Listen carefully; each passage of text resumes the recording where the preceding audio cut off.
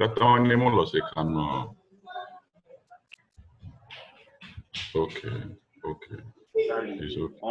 Wow. Thank God. Good evening, everybody. It's okay. I'm about to letters. Dr. Anyaku. Busola.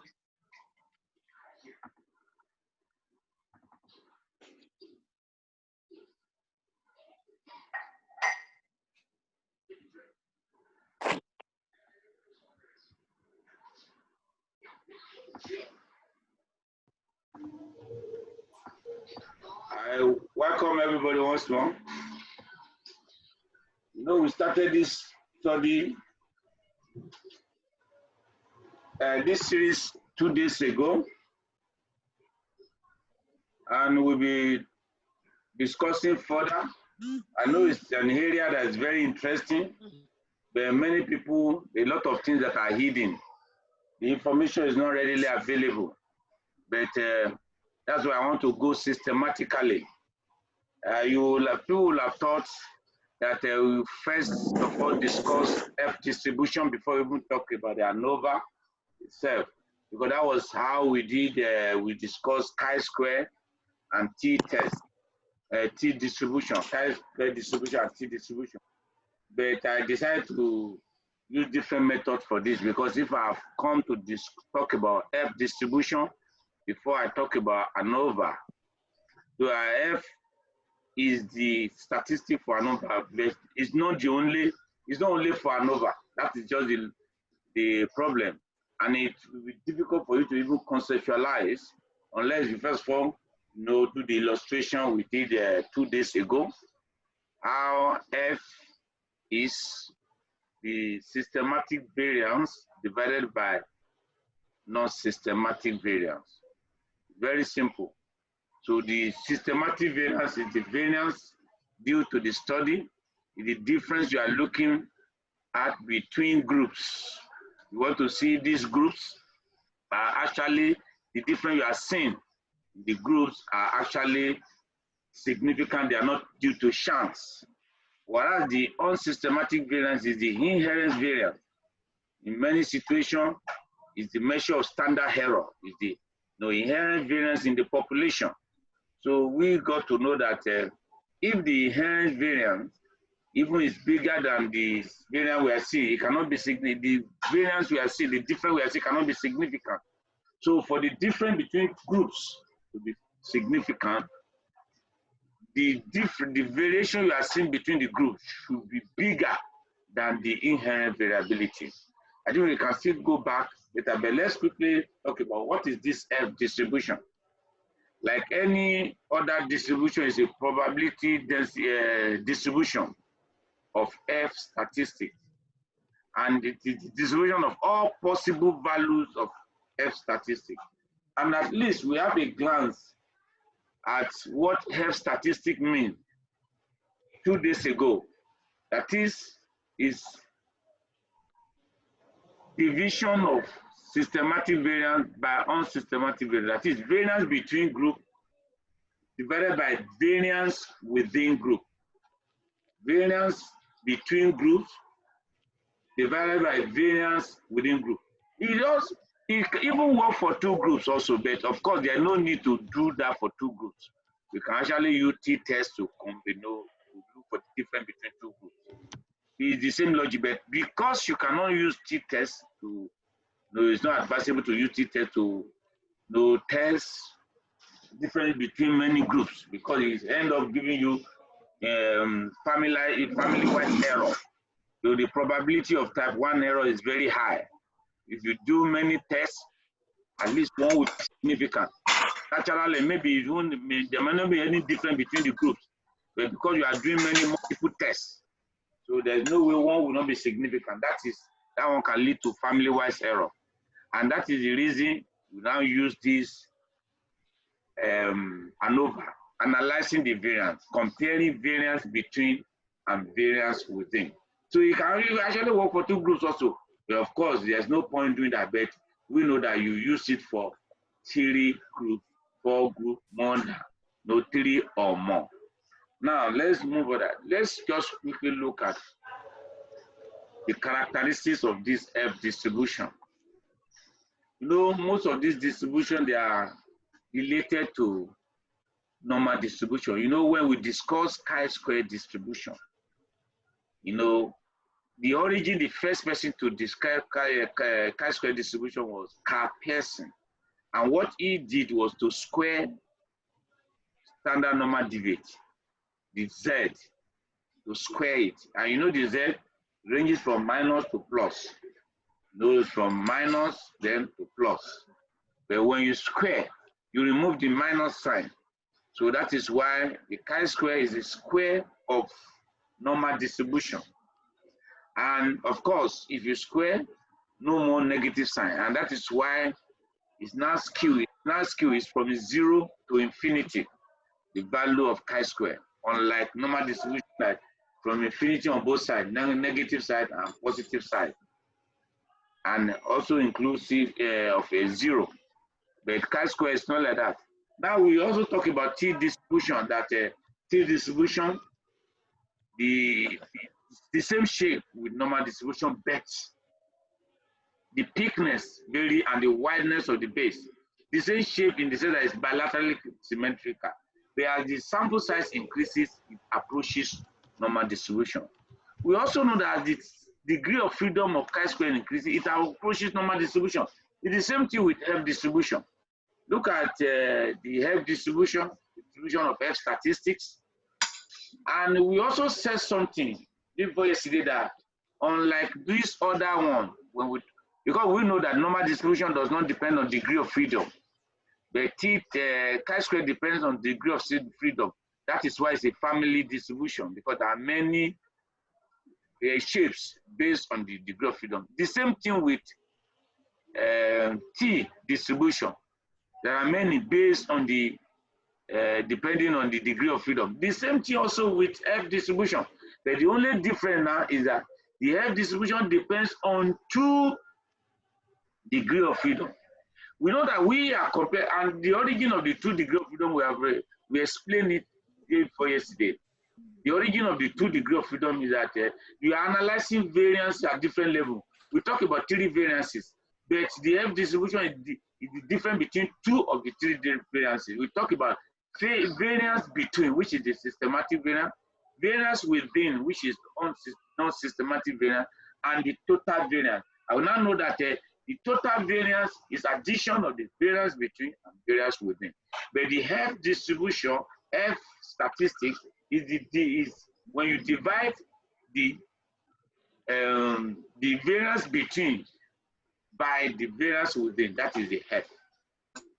And because of the 2 variances now, both of them have their degree of freedom. So the numerator has its own degree of freedom. Of course, now, when we calculate variance, you remember when we calculate variance from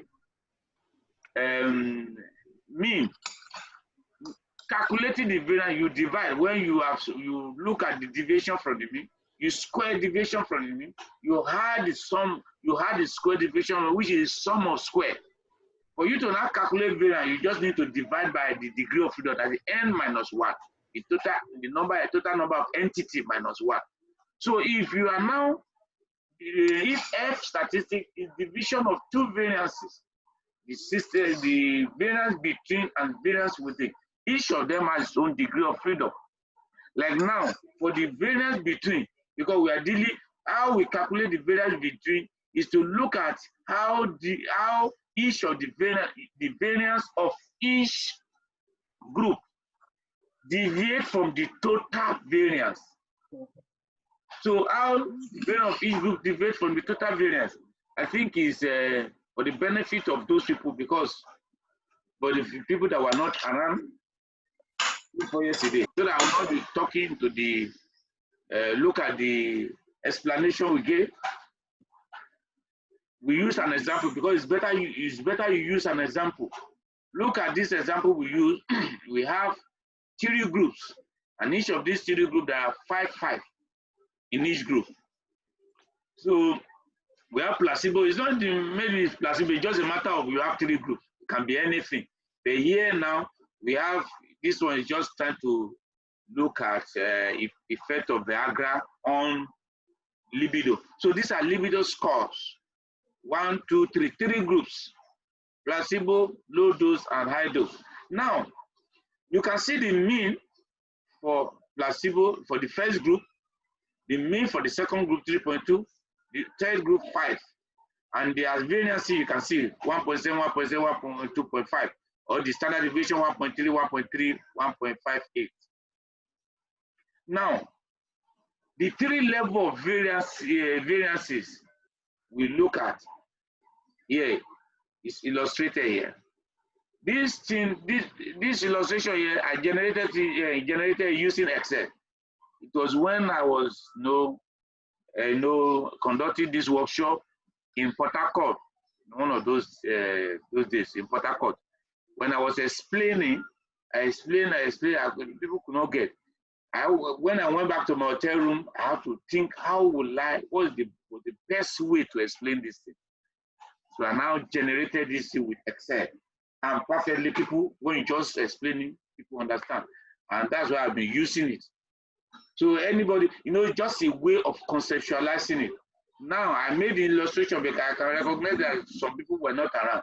Because if you cannot understand this basic, that is the basis. Once you understand everything about ANOVA, is very simple. You just need to understand the 3 variances and how you calculate F. That's all. Everything about ANOVA hand around that. So you won't be confused with any formula anybody give. Just see open textbook. You just see they be talking to the hair, but you need to conceptualize because the real thing comes before the formula. The formula is a model used to model real life situation. It's not the formula that comes first. But many times you just give formula and people are, how will I apply it? Doesn't make sense. Whereas by the time you understand it, you yourself you can even write it out on your own. You can write the formula on your own. Now, the way I arrange this is that I try to explain the 3 variances in the data set, in any data set. Now, the first one will be the variance within each group.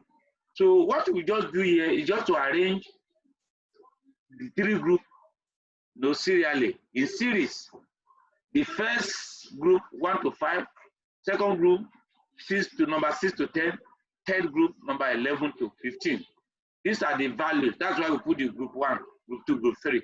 Then we put their values, the libido score. The score can be any score. Put here in this column. Now, we already know the mean. We know the mean for that group is 2.2. Now, the deviation for each group now, you can do the deviation, that is mean minus the member of each group. So what we do here is the deviation from the mean. Deviation from the mean here, from 1 to 5, we remove the mean of group 1 from each value from 1 to 5. Give us this. From 6 to 10, which is group 2, we remove the mean, which is 3.2 from each value. And from 11 to 15, group 3, we remove the mean, which is 5 from each of them. Some will be positive, some will be negative. Of course, you know that if you try to add, it will give you 0. Because as many that are below the mean are above the mean.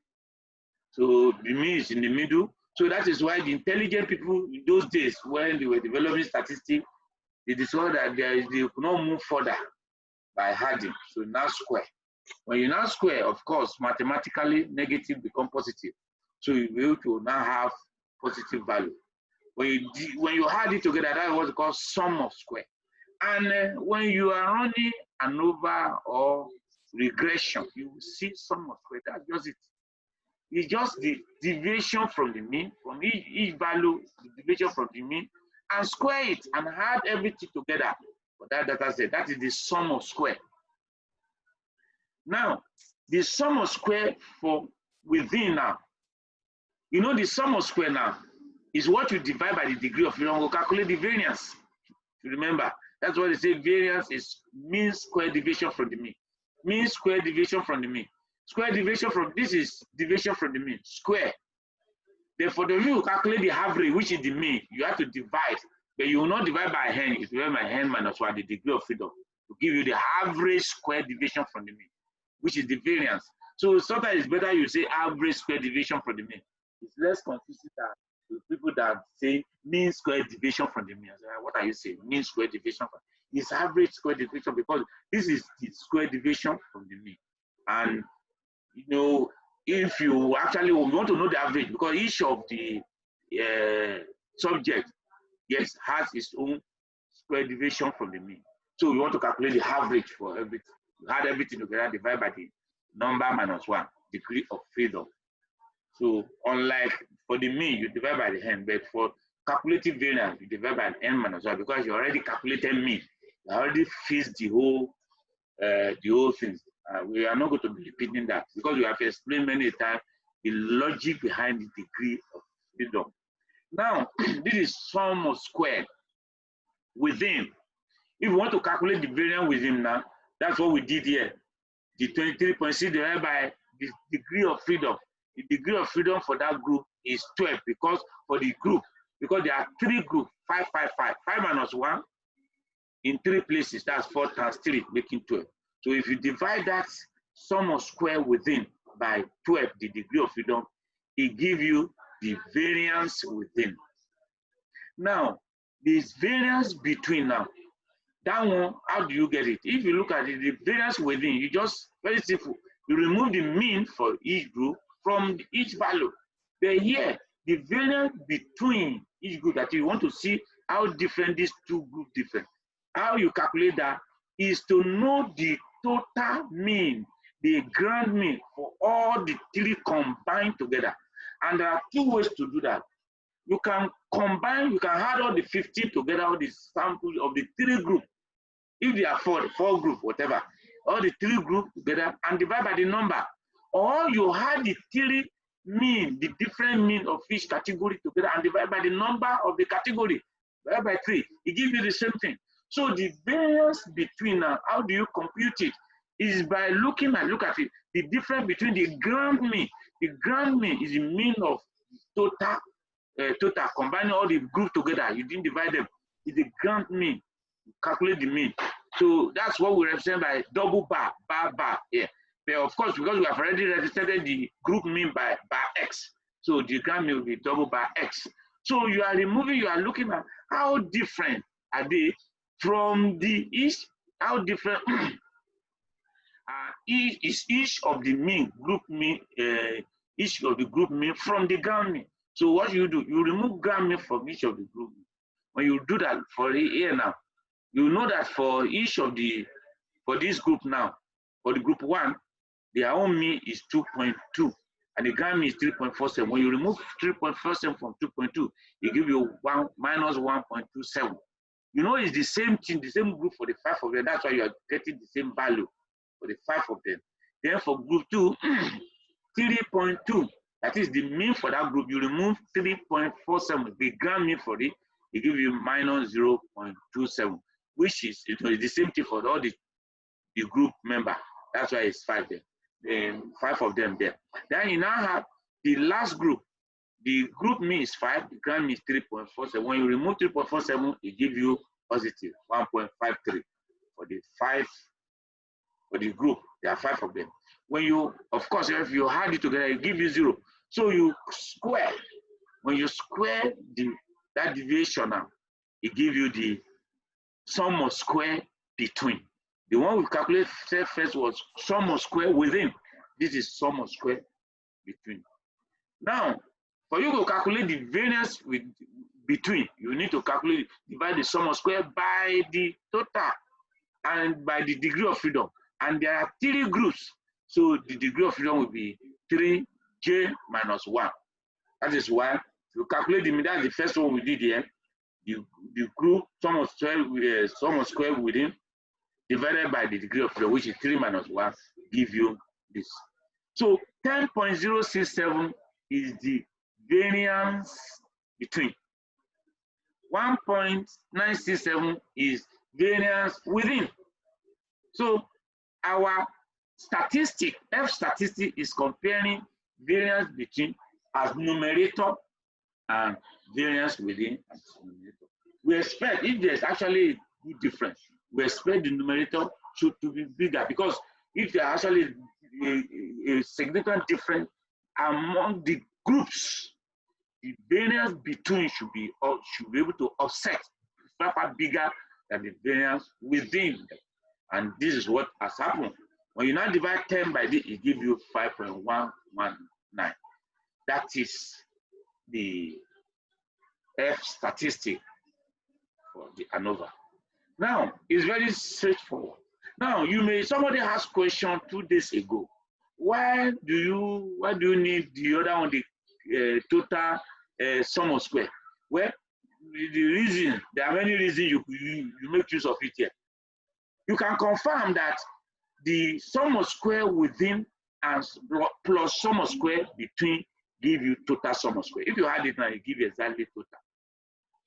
Now, another thing is that you get to know that ANOVA and regression is the same thing. So that is why when you run regression, there is a table separately on ANOVA, and the same thing as you see here. So you're going to see you need the F, also the total sum of square, when you are talking about regression. When you calculate the coefficient of determination, that R square, there are 2 ways you can get it. You can square the correlation, or you put the sum of square between divided by total sum of square. It gives you exactly the same thing.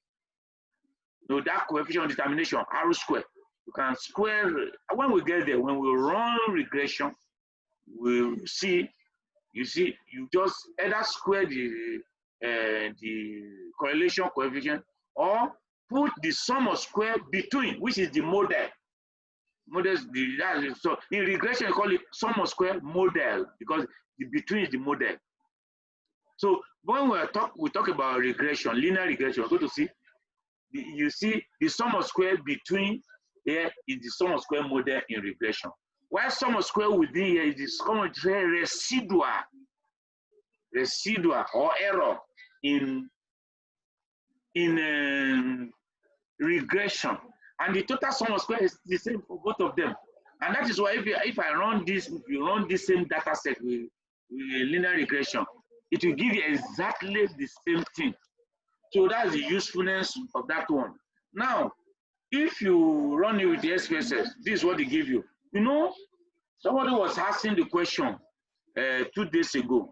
How do you, because I explained also, in those days when there was no computer, you have to use statistical tables. I didn't remember to put it, but I put the statistical table. Let me, before I even show you the output, I put the statistical table somewhere. Yes. Look at it. I don't know if you can see. This is a statistical table for F. If you look at along the horizontal, the numerator degree of freedom. Along the vertical is the denominator degree of freedom. Of course, it makes sense to do it like that because you can have limited number along the horizontal. You can have more along the vertical because the horizontal is talking of the number of groups, while the vertical will be talking of the number of entity, though the number of the sample size for all the 3 of them minus 3, or if there are 4 of them minus 4. So why this one we talk about the group minus 1. So like for the one we just did now, we have the numerator degree of freedom is 2 because 3 group minus 1, 3 group J minus 1. While the other one is 12. You say it's 15 minus 3. Because there are 3 groups and 5, 5, 5, 15 minus 3, or say 5 minus 1 in 3 places. So it gives you 12. So if you look at where 2 and 12 intersect, is 3.89. This table is for 0.05 when your level of significance is set at 0.05. That is at 95% confidence level. So you see that the critical value for health, for that degree of, for those degrees of freedom is 3.89. And our own, what we calculated is 5.119, which is far above the critical value. From there, you know that there is significant difference between the group. We're going to raise that one. Raise another question where the group lies, the different lies. We'll talk about that shortly. But that is how to look at it. But if you run it, but you know, you won't be able to know, with that, you won't be able to know the p-value. All you can say now is that the p-value will be less than 0.05. You cannot actually know the p-value with hand, but with the computer. So the computer is able to give us the output, give us the p-value. Look, I think I put it there. Give us the p-value. So look at it now. If you run it, look at the same thing. The sum of square between group 20.133, which we got there with hand, within 23.6, and the total sum of square is addition of the two. Now, look at the degree of freedom, 2 and 12. And another thing I emphasized yesterday is that the sum of square within plus the sum of square between equal total sum of square. The degree of freedom between plus the degree of freedom within equal total degree of freedom. You know, if you, for the total sum of square now, the degree of freedom is 14 because how do you get that? You add all the 15, all the samples together and remove 1. So that one give 14. And when you look at the total, the degree of freedom for within is 2. For between is 2. Within is 12. 12 plus 2 making 14. Is equal to the total degree of freedom. And you see the mean square, division of this by this, give you this. Dividing this by this, give you this. And you now divide this, the mean square. Mean square means variance. No, you are a mean square deviation from the mean. So when you say mean square, it's just a short form, mean square. It's variance, because variance is the mean square deviation from the mean. So the mean square, the variance here is 10.067, then 1.96. When you divide it by, they give you this. And significant 0.025. I see that it's very significant. Now, let's move further. And I explain this. From this explanation is very clear. You'll be able to conceptualize what the F actually means. Now, if you are to write the formula, I mean, imagine you want to write it out, mean square between group, that is the variance between is x minus, you remember, x bar minus s double bar, that is the difference between the group and the gram, the gram total mean. So square over j minus 1, number of group minus 1. While the other one would be the sigma of x minus s bar, the normal variance you know for each of the group. How you know that for each of the group now is that you add everything together. Look at the denominator, the degree of freedom n minus 1, that is sigma n minus 1, because there are 3 of them. For each of them, n minus 1, you sum it together, give you 12 here. So if you have to write formula for f now, for this case, just f is equal to this over this. But you know, as I was talking before, you see that that formula is for ANOVA, but the same F is used to compare variances. I think I will talk about two. You want to see equality of two variances, you can use F test to do that also. So in that case, this one also is comparing variances, because variance between divided by variance with it. But sometimes you may put, it's not necessarily, you just have two groups. You want to compare their variances, you divide it to see. Of course, if two things are the same, when you divide it, it should give you 1. So where it is far from 1, that shows that there's a difference in two variances. So they use F for it also. So F is not only for ANOVA, it's also for comparing the Fisher. This is also for comparing or looking at equality of two variances. Now, back to this. Based on what we have just looked at, why I went back there is because of this issue of degree of freedom. I think we have gotten it now. We have gotten that just the ratio. F is a ratio. That's why we call it F ratio. Ratio of two variances. Ratio of two variances. Now, look at different shapes based on different degree of freedom. So the first degree of freedom usually quoted is the numerator. Look at D1 is equal to 1, 1 and 1. Look at it. Look at this. Look at the shape. Look at 2, 1. So it is when the degree of freedom increases, you begin to look, you will now look, if you look at it, look like chi-square. Actually, mathematically, the F ratio is the ratio of 2 chi-square also. The ratio of 2 chi-square. F ratio, mathematically, if you can prove it, mathematically, the F ratio is a ratio of 2 chi-square. That is why the shape is like chi-square shape. Exactly, in fact, look at the characteristics is part of what we're going to talk about. Anyway, look at it. The curve is not symmetrical, but skewed to the right, like chi-square. There's a different curve for each set of degree of freedom. The same thing with chi-square is greater than 0, or equal to greater or equal to 0. So it's from 0 to infinity, just like chi-square. Then, as the degree of freedom increases, for the numerator and for the denominator get larger, the curve approximate normal distribution. The same thing with chi-square. So if you look at it, the only difference is that it has 2 degrees of freedom, set of degree of freedom, and that is why mathematically it's actually division of 2 chi-square. So look at the different degree of freedom where they look at. So if you look at it as the degree of freedom increases, the shape approximates normal distribution. That's just what I want you to take home. I think I've explained this. So I said before, the F distribution is used in many cases for critical region for appropriate tests and determine the confidence interval. 2 common examples: ANOVA, which is what we are discussing.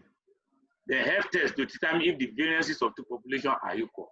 It's the same logic. You divide one variance by the other one. But we'll talk about the interpretation of that one later. This is the table, statistical table. Said before.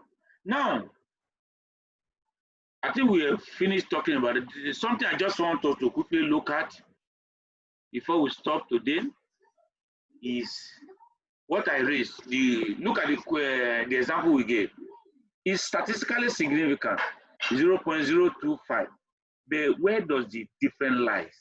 Because we have 3 groups, and there are different ways you can combine these 3 groups. You can combine them, pair them in 3 ways. We discussed that before. I didn't just go back to that one. Now, we know that when you have like these 3 groups now, you can pair the 3 groups in 3 ways to do different t-tests, 3 t-tests.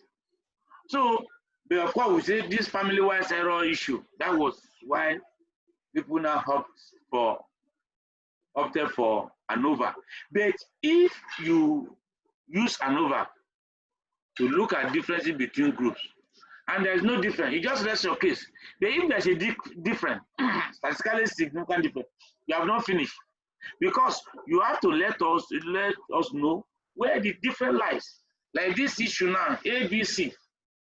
Is the difference between A and B, or between, there are 3 options for that. The difference can be between all the 3. All the 3, there are differences between them. That's one option. The second option can be between A and B. The 3rd option can be between A and C alone. The 4th option can be between B and C. So you look at it that you can even have 5. Can be between B and C, A and C, and not between A and B. So you see there are many ways. There are many the different can come. How do you solve? How do you identify that? There are 2 methods used to try that one out without inflating the type 1 error rate still. Because you cannot say you want to solve it and you still go back to, you cannot use t-test. You cannot say, oh, now that I see that there's a difference, we still have to go back to that t-test. No. So there are 2 options. The first one is plan contrast or plan comparison. So breaking the variances accounted for by the model into component parts. Then post hoc test, comparing every group using a strict acceptance criteria so that the family-wise error rate does not arise. No, we are going to quickly look at this second one because it's a little, number one, the reason being that people are more familiar with that. Maybe by next week, we talk about plan contrast. How you do plan contrast. We look at post hoc test. If there is a difference, how do you now find where the difference lies? Now, there is this, I know that many people are familiar with Pomferoni correction. What they just did, those people that made the correction, they just did is to still pair them, to still do pair comparison. You see, as if it's t-test, like this one now, go to pair them in 3 ways. Since there are 3 groups, there are 3 possible ways to pair them. But you now adjust for the p-value so that it will not be easily significant. So that the type 1 error rate will not rise. That is the logic. So the people come with different formula, compare formula, but you don't need to bother, just for you to know the logic behind it and how you see use a machine, the computer to do it. You're going to see about, even in the SPSS have about 18 of them, because different people provide different solutions. But some of them are close. By the time you use each of their method, you get different, slightly different answers. So Bonferroni, I think, was the first to provide the solution, but people criticize. You're going to see the reason people criticize Bonferroni correction. So it's believed that it's overcorrection. So let's quickly look at different methods. These are the different, by the name of those people who wrote the question, which are not here anyway, which are not here. But if you look at the only thing I did here is to divide them into 2. There are some that you use, the correction you use, when you can say, you can assume that the variances are the same. You know that using ANOVA is a parametric test. All the conditions for using a parametric test must be met. Just like the way we did for t-test. That's why I don't want to just talk about it again, but we still make mention of it because we have discussed t-test, which is a parametric test. Also, it's the same thing. All the parametric tests that are conditioned for using parameters is not peculiar to t-test, even ANOVA also. So the data set must be normally distributed. There must be equality of variance, homogeneity of variance, and those are the 2 most important. The other 2, they are not so important. The measurement must be on interval scale. Interval or ratio, that is interval and above, at least interval scale. And it must be independent. But those last 2, they are not so important because you can violate it. Because even the pair, when you say pair T, pair anything you are doing pair observation, it has violated the independent. Because independent means that the measurement should be from different set of people. But when you do something measurement before and after, it's not it's the same set of people. So pair, like pair T test now, and you're going to see other method of repeated ANOVA. No, all those repeated measure, it has violated, but they are not so important. And that's why we talk about robust tests. A robust test is a test that is still valid when not all the conditions for using the parametric test are met. You know, somebody asked this question 2 days ago. If you say this libido you are talking about is ordinal scale, because they probably score between 1 to 10. They just give, and it's subjective because somebody after performance, you know, say, how do you feel? Put your performance on a scale of 1 to 10 and just give us the value. So that is subjective. Is like anything where you like a scale. It's like a scale where you just say something the way you feel and we give the value. So people were now saying even the sample size, and I told them a lot of things. I told them, number 1, those last 2 conditions are not as important as the first 2. The last 2 conditions is not as important as the first 2. Then You know that in my demonstration, when I'm demonstrating here, we tend to use smaller sample size. The reason is that if you use bigger size, you won't be able to, because the logic, what we are combining in my training or in training generally, is for people to know the logic, mathematical logic behind it, and then how do you translate the logic to computer? So how do you, so that when you use computer to run something, you know you have the understanding. And it's the same thing, either the sample size is very large, it's the same thing. So when we are demonstrating, we try to use manageable sample size so that people will understand the mathematics very well. And then is the way, when you now run it, you get the same answer. And I also said that when you, if you run this both with parametric and non-parametric, you get the same answer in some situation. When you get the same answer, why should I use this? It is when it's so skilled that you get different answer, and you know that, oh, it's skilled. Maybe those conditions are not met. That's okay. Let me go for the non-parametric. But when you get the same answer, why should you go for the? Because there are some limitations also with it. Because it is easy to interpret a parametric test with confidence interval. It is easy. You know, confidence interval is different from hypothesis testing because there are separate methods of inferential statistics. So, like the reason is easier with parametric testing because non-parametric tests, most of the time, they don't use the real data. They use rank. They rank the data. They now use the rank to calculate the size. So you see that whatever you get is not actually represented in the data. Unlike the other one, it give you, you use the mean. When you use the mean, of course, the mean, all the data set contribute to the mean.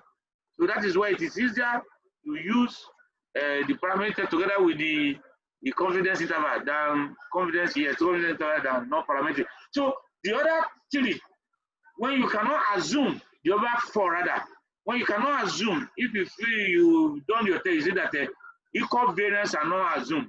So there's no homogeneity of variance. In that case, you can use this four.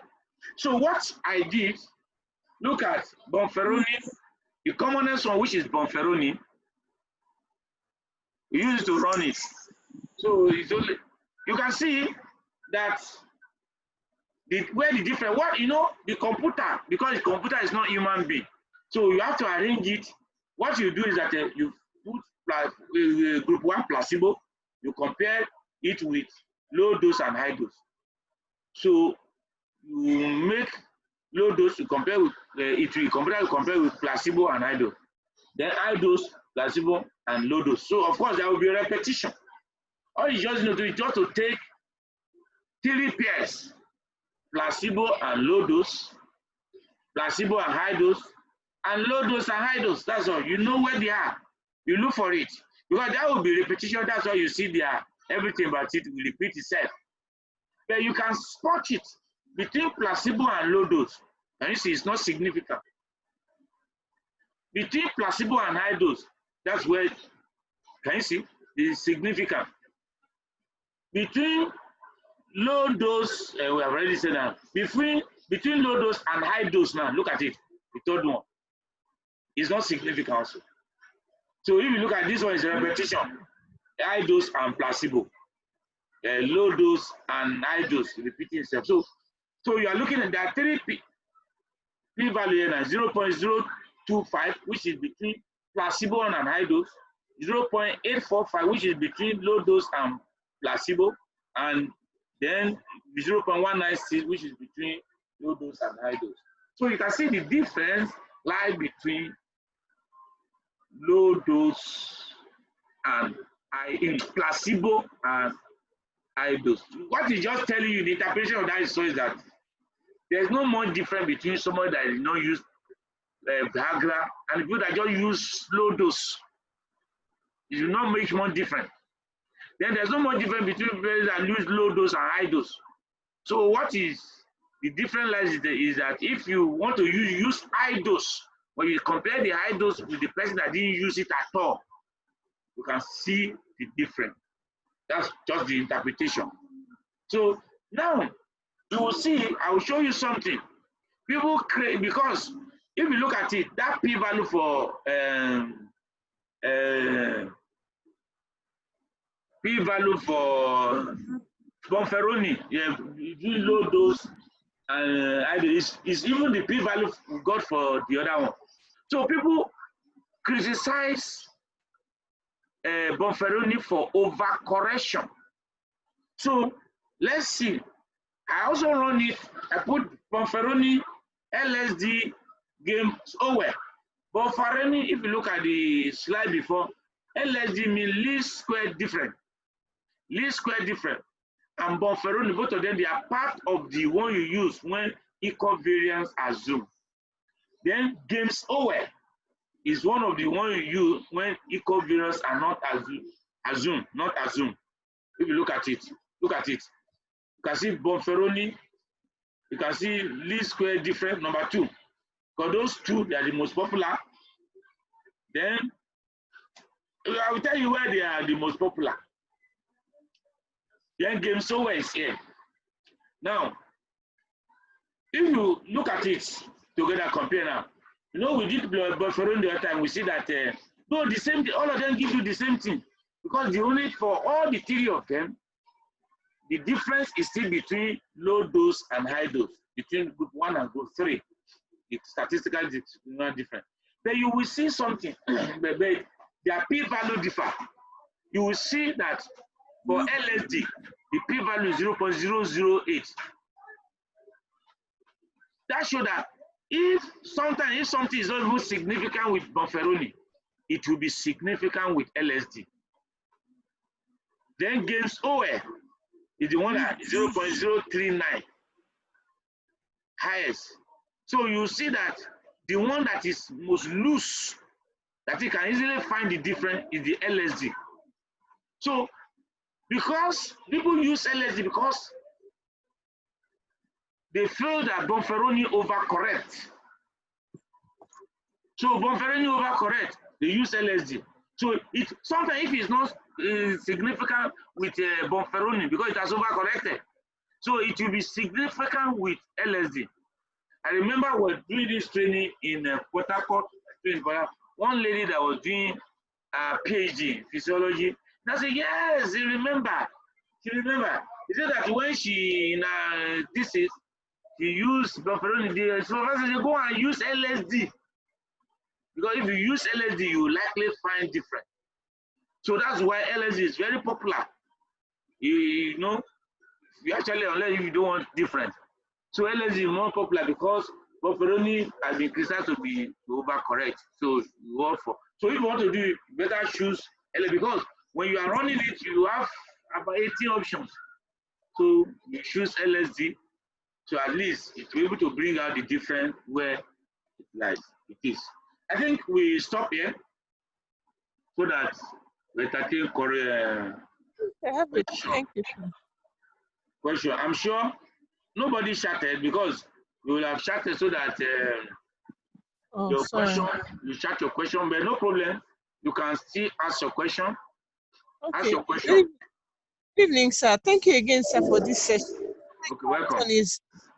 The first one is you talked about those you kept on talking about criteria, because the criteria I know is the robustness, that there are 3 of them, because I kept on hearing you say interval scale. I just want you to explain what the criteria, because the criteria I know of for parametric, like that's when you have to use the non-parametric, but you talked about interval scale. I wanted to know what those criteria are.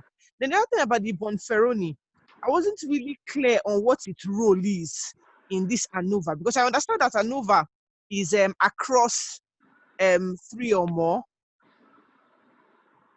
Okay, so numerical. So I want to understand what role Bonferroni is now in ANOVA. Okay, that's great. You know, the first question you asked about the criteria, you are missing 2 things, because as you asked the question, my mind just went somewhere. You are missing 2 things. Okay. There are assumptions for using parametric tests. Those are the things where the interval scale is. The number, there are 4 of them, and they are arranged according to importance. The most important is normally distributed. That is, that data set must be normally distributed. The second most important is the homogeneity of variance. That is, the different group, the variance must not differ. Do you get the picture? Yeah. The variances must not, even though they are mean, you are comparing. Forget about analysis of variance you are doing here. You are just using analysis of variance to compare means. I don't know if you understand me. You are still comparing means, 3 group or 4 group, but you are just analyzing variance to compare it. Even for them to be comparing, for you to do to compare the mean, the variances, that is, those 3 variances must not differ. Yeah, exactly. There should be homogeneity of variance across the different group you are comparing. That is, those are the 2 most important. The other 2, they are not as important as the first 2. So the third one is the interval. That is, the measurement must be quantitative. That's what it means. If you remember the scale of measurement, we have nominal, ordinal, interval, and ratio. So when you say at least interval scale, it has to be either interval or ratio. It has to be interval or ratio. You know, if something is on Likert scale, it's not interval, it's ordinal. Because that's not like this issue of this libido now. The value is not actually interval. That's what I was saying. It's not actually interval. It's ordinal because it's subjective. Someone that says, yes, my libido is 3. Yes, sir. Can libido be 3? It's subjective. In fact, what somebody scored 3, another person in his own body will score 5.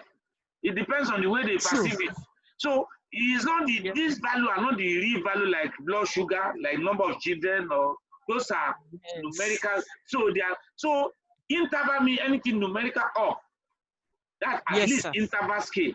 Then the last one is independent. That is, independent means that you know this we are comparing group. When you are comparing me, either between 2 groups or between 3 groups or 4 groups, what we are saying. So the measurement in each group should be from different subjects. That's what it's saying. But if you look at it, compare when you are doing pair t-test or repeated measure of ANOVA, you discover that one is violated because we take measurement from some people, later we take another measurement, we take all of them, they are related, they are not independent because it is for the same set of people. You get the vision? And that's why we say that criterion or that assumption is the least important. Independent is the least important, followed by interval scale, at least on interval. Then the most important are the normally distributed and homogeneity of variance.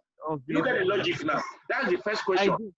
The second one you were running to, if you remember what I said is that whenever you run ANOVA, you are comparing 3 or more means of 3 or more groups. If you find out that there's no significant difference between, that shows that there's no significant anywhere different. If let's say we run it now, the p-value is this, there's no difference. So it shows that there's no difference anywhere. You just rest your case. That's the end of the analysis. But if you find a difference, like this one we have done now, you have not hindered it. Where is the difference? Because you know that you have 3 groups. If it is 3 groups you have, there are 3 ways you can pair 3 groups. So where does the difference lie? If you are having 4 groups and it is significant, there are 6 ways you can pair 4 groups. If you are having 5 groups, there are 10 ways you can pair 5 groups. Can you see now? So you have to take in 10 different ways. And in fact, that one is even complex because it can be it can be different in all the 10. It can be different in 9 of them. It can be different in the 8 of them. It can be different in only 1 of them. Can you see now? There are different ways it can come. For in this case now, this is the simplest form. 3 groups, and there are 3 pairs. So where does the difference lie? Is the difference between, look at this case now, we have placebo group, low dose group, and high dose group. Is the difference between placebo and low dose group, or between placebo and high dose group, which now happen to be the case, or the difference between low dose and high dose? So there are 3 ways you can pair. Or you can even have difference between all of them. The low dose can be different from high placebo. Placebo can be different from high dose, and low dose can be different from high dose. You can even have the difference across the 3. You can have the difference in 3 of them. You can have the difference in 1 of them, which is what happened now. So how do you find it? And that is why the intelligent people now, they now come with 2 methods. The plan contrast, which we discuss that later, by next week. Okay. But for those people that are coming for the train tomorrow, we'll talk about plan contracts, and we are going to run it. We have data to run. People that are coming for workshop, because we have the data. Even for the people that have sent the data set and the module to them. So we are going to run it. The plan contract, the post-hoc. The second one is the post-hoc. And I now explain the focus because it's the commonest people do. People don't even actually do the plan contracts more. But the post-hoc test. So, and I gave you different people who try to propose solution. You can see the name of about 18 of them that are profile. The solution they provide is to just do some mathematical something so that they will not adjust. They will see what you should do is that you still pair them as if you are doing t-test. You still pair them like this 3 now. You still pair them to 3 like that. And compare the two. But they have already put in the formula so that it will not be easily significant like as if you are running t-test. I don't know if you understand me now. So it will not be so they have made adjustment in their formula. No, so there are complex adjustment equations that you don't need to bother yourself. I myself, even when I have even the perforating, because we have Turkey, different of them. How many formula will you be? Because there are 80 of them that even in the SPSS you can run now. 80 of them. So how many formula? We have Turkey. We have Bedo. Perforating appear to be one of the first to propose solution. It's like it's more popular. People hear of Bufferoni correction. So if you look at it, I run it with Bufferoni correction. You can see, but no, we can't see. You didn't share it too. I didn't share. I share. No. Okay, let me share. Oh, the one I'm just talking today. I'm not share. Okay, let me share that place. Okay.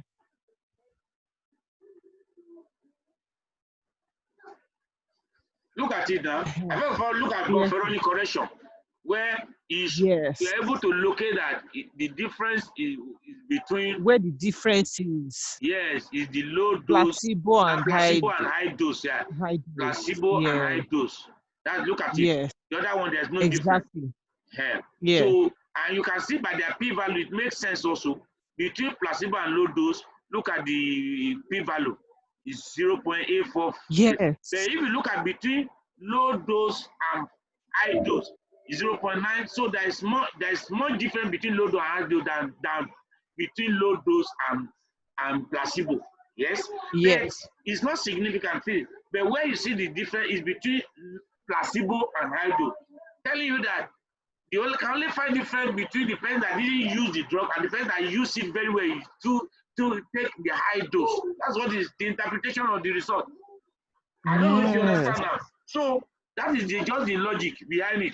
Now, there is and now say that people criticize Bufferoni in the sense that they feel that he overcorrects. His equation overcorrect means that sometimes the way it has corrected, when something is supposed to be significant, it will tell you not significant. It's not significant, yes, because of the overcorrection. So if you compare with LSD, now look at LSD. If you look at LSD, it is the low dose and high dose also that is significant. But look at the p-value, very. That shows that. But look at the one between low dose and high dose is almost significant. Can you see? If we have to run regression now, we have to use that because that one is we don't consider anything when p-value is still 0.0 something. When it's still 0.0 something, we try to include it in regression because it is almost significant. What is the difference between 0.05 and 0.065? Do you get this picture now? There's not much difference. So it's almost significant with LSD. So LSD is not as tight. It is as Bufferoni. It's more loose. Yes. So you can easily find difference. So if you want to run your analysis, it's good you change LSD. LSD means least quite different.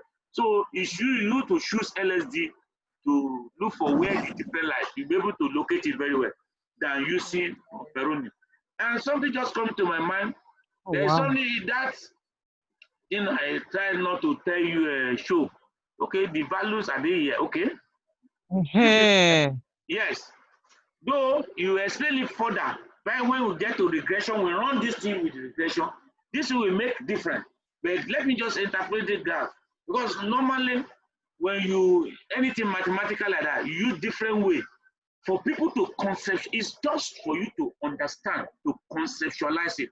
Once you have it, because and the brain record information in picture, not in letter or whatever. The brain record information in picture. So that is imagination. If you can, if something like a diagram can give you the imagination, you have the picture. It gives you the understanding. Look at the graph for this thing we just do now. Look at placebo, this circle, the triangle is low dose, and square is high dose. You see libido, vertical, participant. Now, there are 50 of them. You see 15, just plot their libido against the participant. If you look at it, these are the score of this one, 1-1. You look at the mean for group 1, this green, placebo, is 2.2. Can you see? This line is the mean. Can you see? We have 3 of them that score below the mean, 2 of them score above the mean. Can you see? Then look at the mean for group 2, the low dose. We have 3 of them that score below the mean, 2 score above the mean also. Then we have the mean. This group, this is the mean. Remember, 5 is the mean for group high dose. If you remember, 3.2 is the mean for low dose. 2.2 is the mean for low placebo. 5 is the mean for high dose. So you have one person that scored exactly the mean, 2 score below, 2 score above. You also see the grand mean. If you remember, the dotted line is the grand mean, which is 3.47. Can you see? 3.47 is the grand mean. You will see that both the placebo and low dose, their mean are below the grand mean, while for the high dose, the mean is above the grand mean. So what you are seeing here, when you run the regression, you see this B1 is the difference between the mean of group 1 and mean of group 2, and it's 1 here, because group 1 is 2.2, placebo is 2.2, the mean for group is 3.2, the difference is 1. If you run a regression now, the regression coefficient between them will be 1, that B1. Then look at this one, the difference between the low dose and the high dose. That's the difference that is significant now. You understand me now? So if you go back, if you go for you to be able to conceptualize, if you go back to the LSD, just look at all these things, you will see the mean difference. It plots the mean difference. Look at the mean difference. Can you see? Can you see? Between low dose and high dose is 1. Is it not the one you saw there? Because the mean for placebo is 2.2. For low dose is 3.2. The difference is 1. Can you see? The difference between placebo and high dose is 2.8. You know that the mean for high dose is 5. The mean for placebo is 2.2. Remove 2.2 from 5 is 2.8. And the difference between, if you look at the difference between high dose and low dose and high dose is 1.8, because the mean for low dose is 3.2 and for high dose is 5. 3.2 from 5 is 1.8. Can you see now? So you should be able to, by the time you run this one up, you can, it gives you the confidence interval also. Now that's why I tell you that it is easier when you are running parametric. You know, it goes with confidence interval. You can still go and run it, and even when you are running non-parametric and come with confidence interval. But you look at you see that they are far apart. They just look as if they are not even related, because the result of the non-parametric is based on ranking. It has nothing to do with the real value you are dealing with. That is the drawback of that. I think I've answered your question. Yes, who else? Thank you, sir. Another question, yes.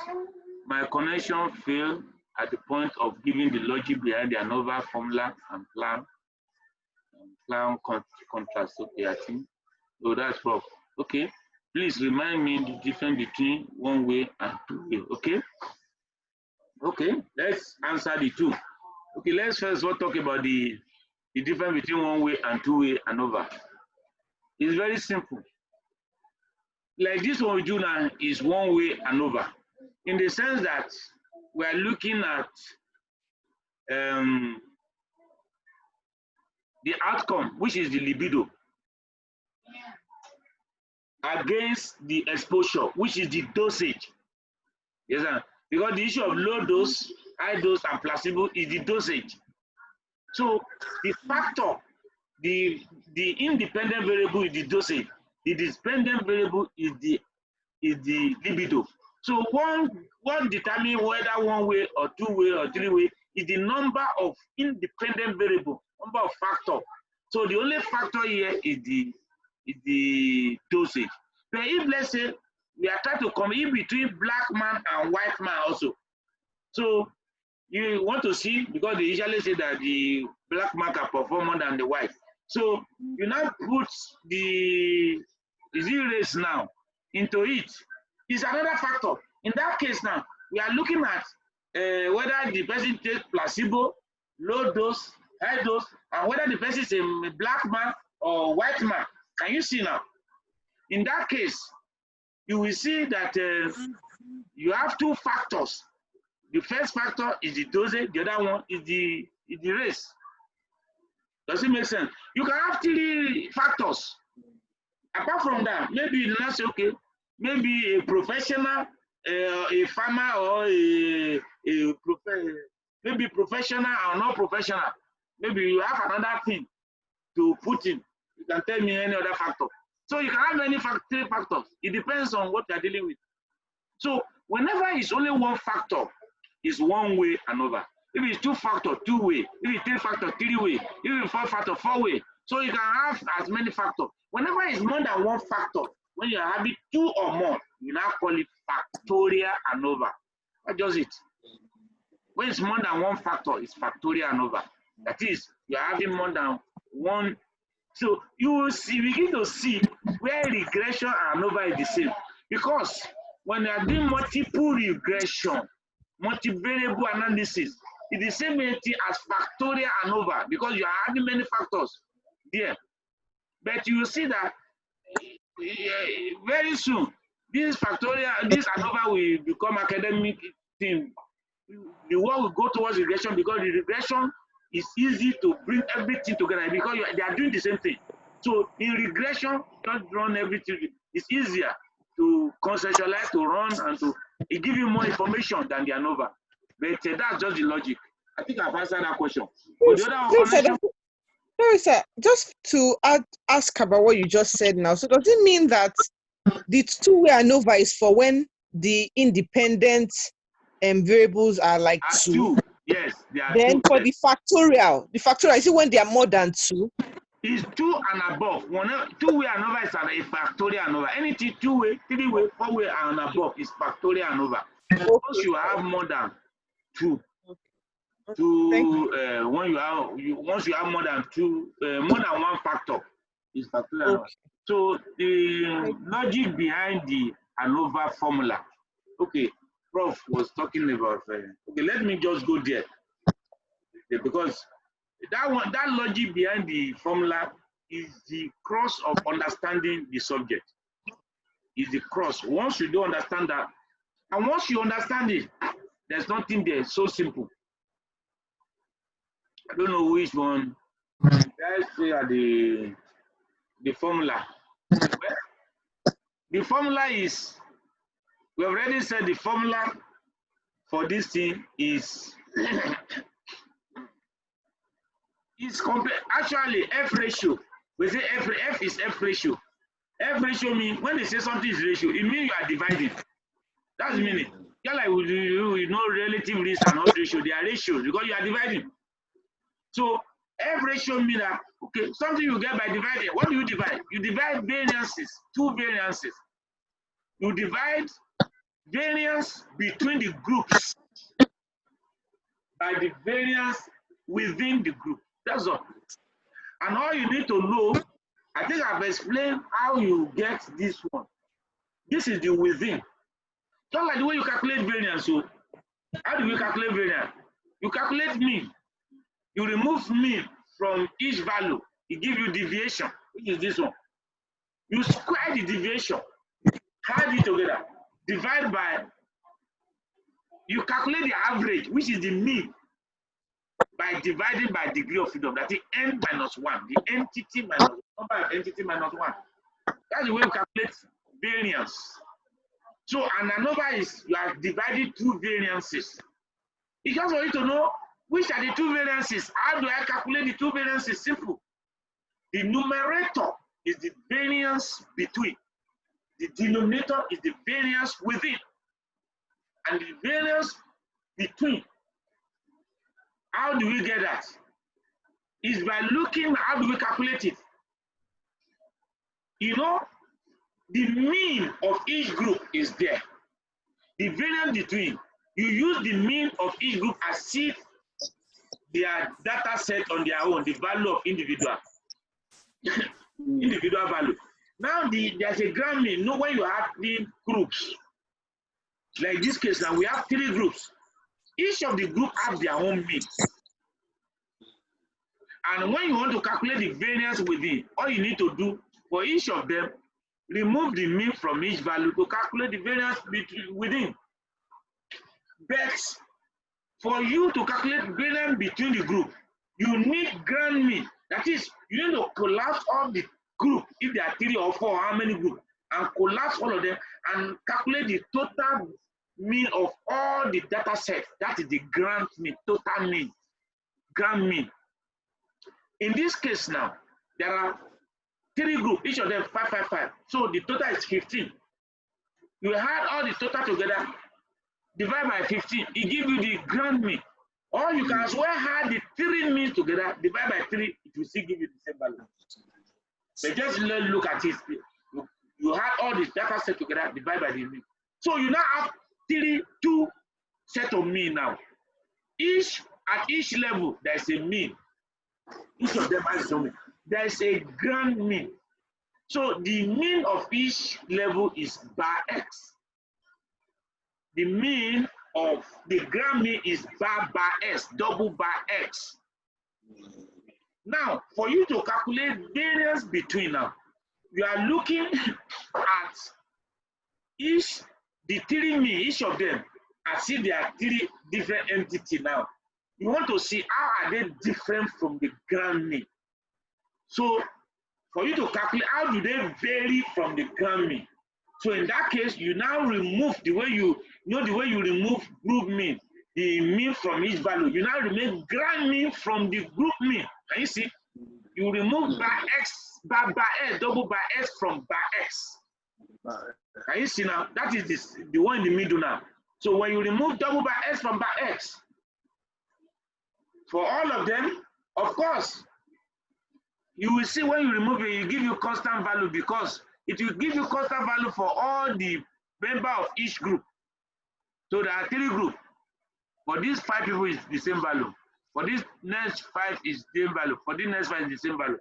When you now add it together, don't add it together because it will become 0. You now square it. When you square it, it gives you the sum of square. You now divide by the degree of freedom, which is the degree of freedom there. There are 3 groups minus 1, make it 2. That's how we got this mean, the variance between. The variance within, of course, the total sum of square within divided by the degree of freedom. The degree of freedom is 12 because there are 3 groups. Each of them is 5, 5, 5. 5 minus 4, 1, 4.